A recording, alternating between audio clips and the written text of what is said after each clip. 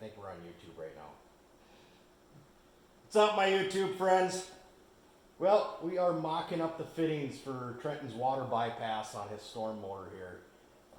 Good buddy Brad gave us a good idea on putting a manifold system over here, like they run on multiple carburetors on cars, drag cars, and whatnot. So that fitting is going to show up on Friday. So we're going to put this multiple port manifold right here, so that this one can go into it, this one will wrap around to it, this one will come around to it, and then we'll run this dash 8 around the back of the engine between the carburetors and the bottle holder back here for the fuel pumps and stuff, up to a fitting that we screwed into the back of the motor here, and then his thermostat will sit on his thermostat, his temp light will sit right here. So all these fittings, this was not a cheap endeavor for Trenton. He was a little shocked and odd when I came up to the house on Monday night and gave him his credit card back and said, yeah, that was only $300 for everything to do all this. So he's like, whoa. But he wanted fancy, he's going to get fancy, and fancy comes with an expense. So that's where we're at on this. We got all the braided line stuff too, so we'll be able to, once that manifold shows up, then we'll be able to start cutting all of our lines and getting everything fitted in. But he got the pipes put back in tonight. Yeah, we just kind of wanted to start seeing if these fittings were going to work that I ended up getting, and it's looking pretty promising at this point in time. The nice thing about this though is they'll be easy to take back apart. If we've got to pull a cylinder off or whatever we got to do here, we can easily take this fitting loose and just get the lines out of the way if we need to do work on this engine. So that's kind of a nice feature of it. So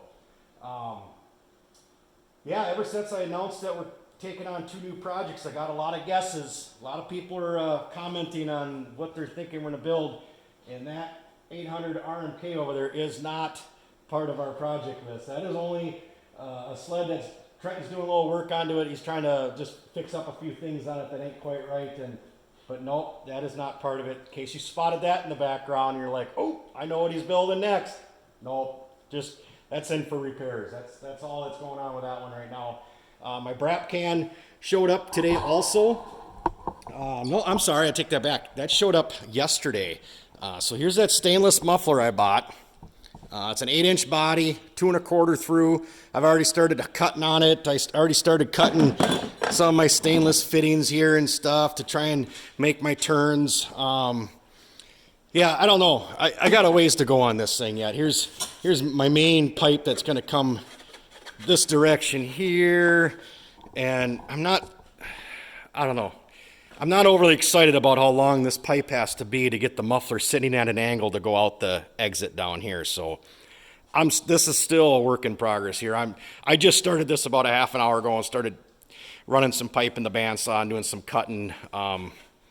Yeah, I'm a ways from being happy on this one yet, so I don't like it quite yet, but I'll get there. Eventually I'll get it to where I like it. But yeah, I'm not too excited about it quite yet, so I'm not jumping up and down. I got more pipe on the floor, more fittings. I got some more fittings over there. I think the bottom exit elbow is gonna be larger than the ones on top, and I think I'm gonna end up actually just cutting or drilling this fitting out for the stock muffler and making a new round one for it instead. And I think it'll help some of the issues I'm having right now trying to get that mounted. But we do have a new project in the shop here. Every once in a while, I lose my mind and I go on Facebook or Craigslist, very rarely Craigslist now, mainly Facebook, and I see that deal that I just gotta buy, and oh boy, yeah, another triple followed me home here a couple weeks ago, and I can't let anything die. We gotta try and save everything. If it comes into this shop, it's leaving running. Said before, I've never parted out a sled. I don't know what it'd be like to part out a sled. We buy the biggest pile we can find and sink more money than it's ever going to be worth into it and get it running. That's the way we like to do it. So yeah, so I got a new project here. I'm going to call it Rose. Hopefully by calling it such a sweet name of Rose that the bad past of this sled is going to go away, because the guy was telling me he's owned it since I think brand new is the way I understood the story, but he's had catastrophic failure in this engine twice, and the second time he fixed it, it made it 1 mile from his house, and complete catastrophic. He said he put $900 into the engine and got 1 mile from this house, and the piston broke, ruined the brand new cylinder he put on it. I mean, this is devastation. And he had it sitting for 8 years. I'm suppose he was just trying to figure out if he was going to part with it or what the deal was. But he did. He put it up for sale. I contacted him right away. I said, hey, man, I don't think I'm going to part it out. I said, I'm going to try and save this thing. And he was all for it. He's like, all right, I'll sell it to you. I got a bunch of guys that want to buy it just to part it out. And one guy wanted to just buy some parts off. He didn't want the whole sled. He just wanted to buy parts. And this guy's like, you know what? If you can save it, you can buy it from me. So we agreed on a price. Home it came. And here it is. One of them ultra rare 96 White Storms sitting here in the shop. No, nothing rare about a White Storm. Everybody did it. This was the thing to do in the 90s when you got a Storm or any of these sleds that had black hoods on them. Guys would put a white hood on it and everybody's like, holy shit, where the hell did you find that thing? That thing's got to be moon rock. No. Very common to do. We have another White Storm in the shop. It's right over there up on the roof of Ratfish there. That's the hood for Trenton's Storm. His is white too, but they never made white. Guys did it. That was just their way of styling it their own way. But let's pull the hood up. Let's see just how gorgeous Rose is below her hood here. And the hood is sketchy at best, but yep, look at that. I love buying sleds when the engine comes in a cake pan underneath the hood. That is the best way I like to pick them up, but horrible, just devastation. Like I said, the cylinder was brand new. He had it. It was all redone, and by U.S. Chrome, I believe, is where he had it all done at. And 1 mile from his house, the piston just grenaded. But I have a piston on the way. I found one of those on Facebook. Took me about a week messaging back and forth to the guy to finally make it happen, but we did.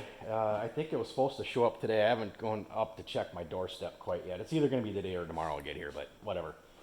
So hopefully, between working on these two over here, trying to get them going this weekend, might even get the engine out of this one and at least get it tore apart and get things cleaned up on it. I got a gasket set coming also. I'm going to pull the engine out. There's pieces. I can look right down in the crankcase and see pieces laying all over down in there. So we'll get that thing dug into. And this thing's got one of these goofy options here. I have never bought a sled with one of these things hanging still on the handlebar.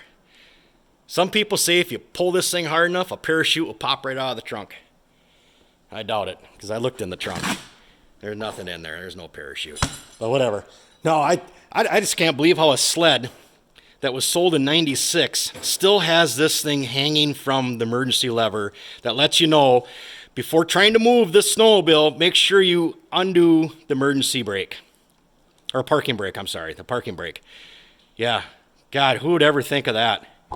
But how would that ever stay on the handlebar like that? I have no idea. That's like the first thing I tore off a sled when I bought them brand new, is get rid of all this stuff that makes me look like an idiot. Because something like that make you look like an idiot. If you need a tag to let you know to undo your parking brake before you can drive away, I don't know. I'm not sure about that one. But all right, guys, that's all I got. Hey, I got to say thanks for all the great comments on the firing up a bastard here. I think everybody kind of needed what we needed. Being we have no snow, we can't ride. I think that was music to a lot of people's ears, and it seemed like a lot of people appreciated hearing that thing in the last video.